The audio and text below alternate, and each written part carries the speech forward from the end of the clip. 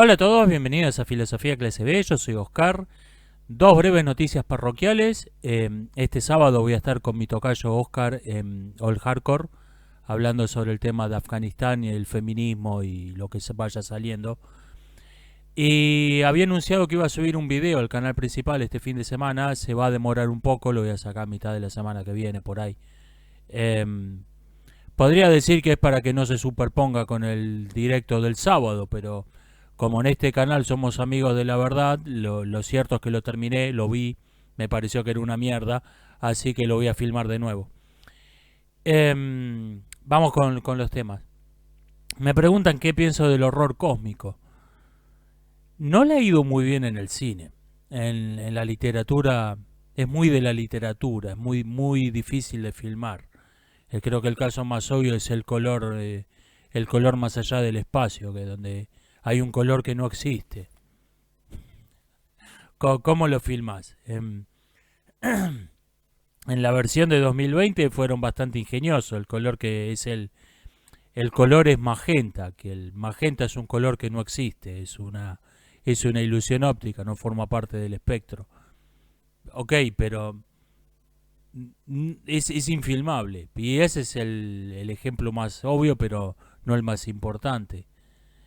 El Unamuno decía que existe el susto, existe el miedo y existe la angustia. El miedo es un sistema de alarma que nos lleva, nos dice esto es un peligro, esto es una amenaza. El susto ocurre cuando la amenaza aparece de modo tan súbito que, que el sistema de alarma no se activa a tiempo. O sea, que tenemos miedo después de que pasó la amenaza.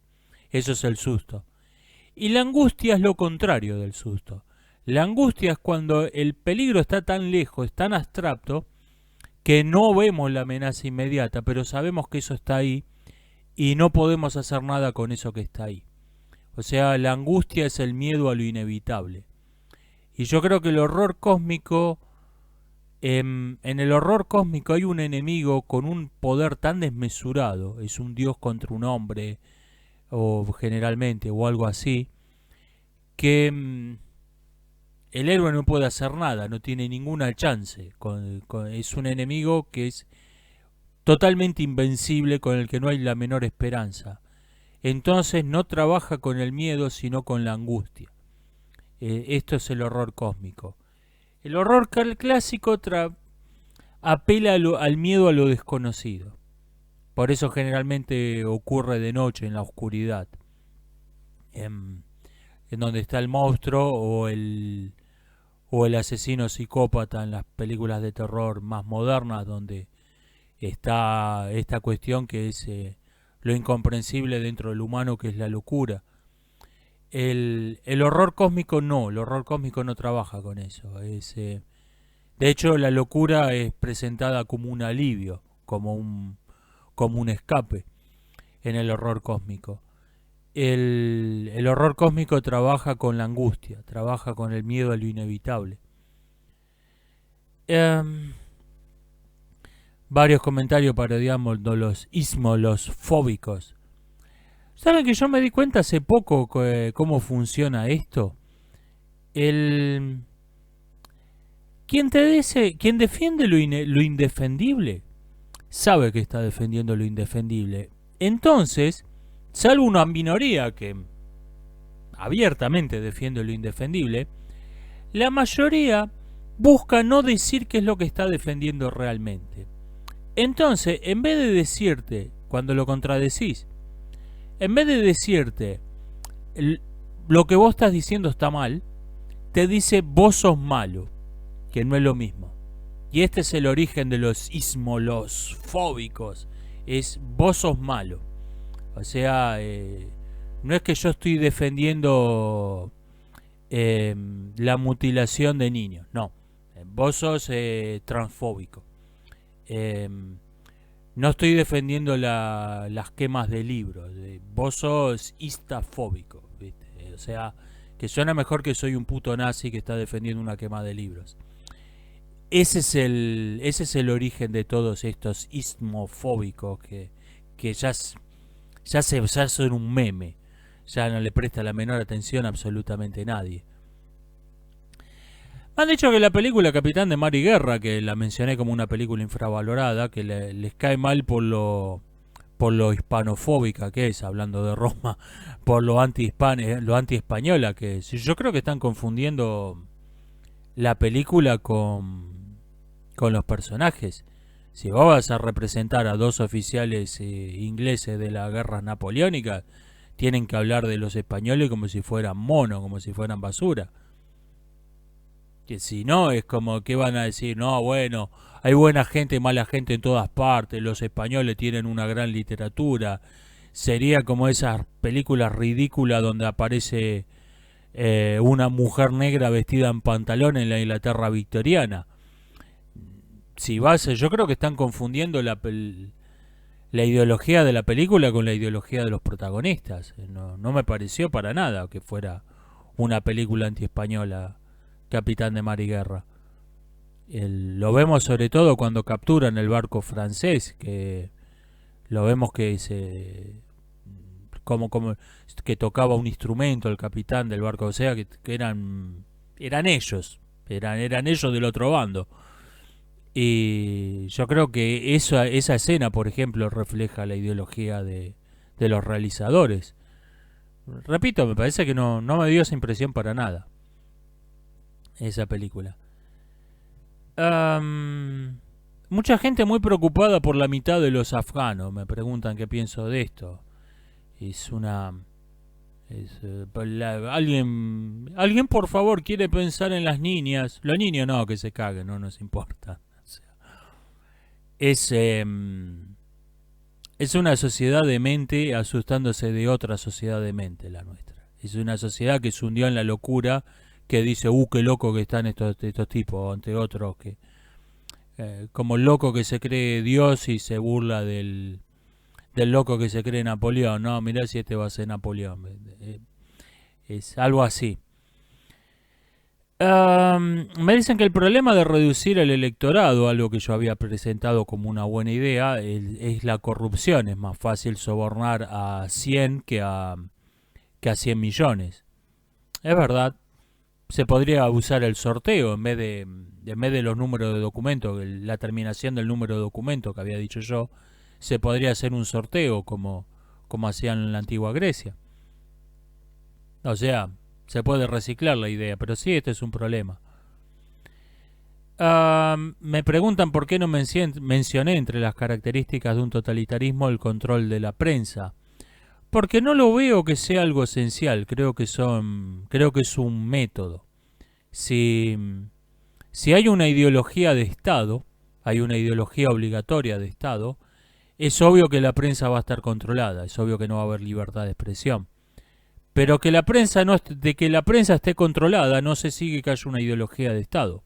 Por ejemplo, en Rusia hoy tenemos una dictadura que no tiene ideología de Estado. Es, de una cosa se sigue la otra, pero no al revés. Por eso no lo mencioné. Me preguntan, ¿esto no contaría como una característica de tal régimen? Conviene contar, si vamos a tener un criterio, conviene contar únicamente lo obvio, lo evidente, lo indiscutible. Después siempre se pueden hacer argumentos, sí, esta característica en realidad la tiene en buena medida este régimen por tal motivo, siempre se pueden hacer argumentos, pero conviene contar únicamente lo evidente. Así medimos todo con la misma vara. Mi vieja en el cuaderno escolar, no sé dónde quedó, si no lo mostraba. Tenía un cuaderno escolar de mi madre que la tarea para el hogar, dibujar a Perón, Evita y el resto de tu familia. O sea, ahí tenés el Estado, la completa mezcolanza del Estado con la familia. Eso, ahí es indudable. Y que el Estado que el Estado le dé de comer a los chicos. Ok, son cosas que podemos decir que es caridad estatal, ¿viste? No es obvio. No es obvio. No es evidente. Um, Me dicen que están enseñando que Sócrates era pansexual en las universidades ahora. Había un youtuber que hacía unos videos que eran documentales sin saber un carajo. En inglés eh, de- eran documentales que sin saber un carajo. Y yo creo que hay mucha gente que hace documentales sin saber un carajo, pero sin la ironía, sin saber que están haciendo documentales sin saber un carajo. Em, con el tema de la sexualidad griega, es 9 de 10 cosas que se han escrito, y me quedo corto, es documentales sin saber un carajo. Em, ¿Qué pienso de la educación para salir de la pobreza o porque a alguien le interesa? Que no está sirviendo para ninguna de las dos cosas. En, en muchas escuelas se ha dejado de enseñar matemática porque dicen que es discriminatorio, es supremacismo. ¿Usted cree que le van a dar un trabajo a alguien que sale de la secundaria sin saber las 4 operaciones básicas? ¿Va a obtener un trabajo que no sea revolear ladrillos en una obra en construcción? O ir a, o alguien que sale con un título completamente inútil de estudios de género en la cultura bantú, va a poder hacer otra cosa que prostituirse para conseguir un cargo público con un título completamente inútil. No, simplemente no sirve. Hay que sacarse esa mentalidad de, bueno, el estudiar para hacer carrera.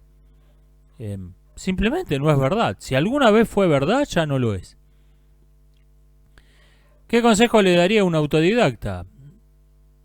Le puedo dar uno que es que evite el cometer el mismo error que cometí yo. No sea totalmente anárquico en sus lecturas. No vaya totalmente a la deriva. Un poquito así, un poquito de anarquía buena. Pero no vaya totalmente a la deriva. Infórmese están los programas universitarios, están colgados en línea ahora.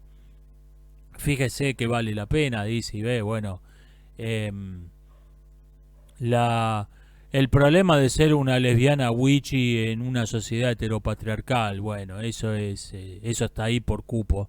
No vaya a leer eso, pero fíjese que vale la pena, pero dele un vistazo. Y busque libros, busque listas de autores clásicos, reseñas de filósofos clásicos si le interesa la filosofía. O sea, no vaya totalmente a la deriva. Este es un error que yo cometí y perdí mucho tiempo leyendo libros que no me aportaron nada. No cometa este error. Le puedo dar ese consejo al menos. ¿Qué pienso de los test de IQ? Mire, me he moderado mi opinión en este asunto. Los despreciaba por completo. Los despreciaba por totalmente. Pero creo que los debe separar a los test de coeficiente intelectual. Se los tiene que separar de los abusos que se cometieron en nombre de los test de inteligencia. Em, Creo que son una herramienta que está ahí, que sirve para algunas cosas, que, que tiene alguna utilidad, que puede servir para algo y que te dice algo de la persona que hace el test. Es, Uno ve y le toma a 20 personas, 100 personas le toman un test de IQ y uno ve que los más inteligentes son los que lo hicieron mejor y los más tontos los que lo hicieron peor. O sea, está reflejando algo que está en la realidad. Por ahí no todos los casos, no con la precisión que pretenden tener, de hasta 51 no es lo mismo que 52, pero refleja algo de la realidad. Refleja algo de la realidad. Y repito, yo antes los despreciaba por completo y, ahora he moderado un poco mi opinión sobre este tema. Creo que sirven para alguna cosa.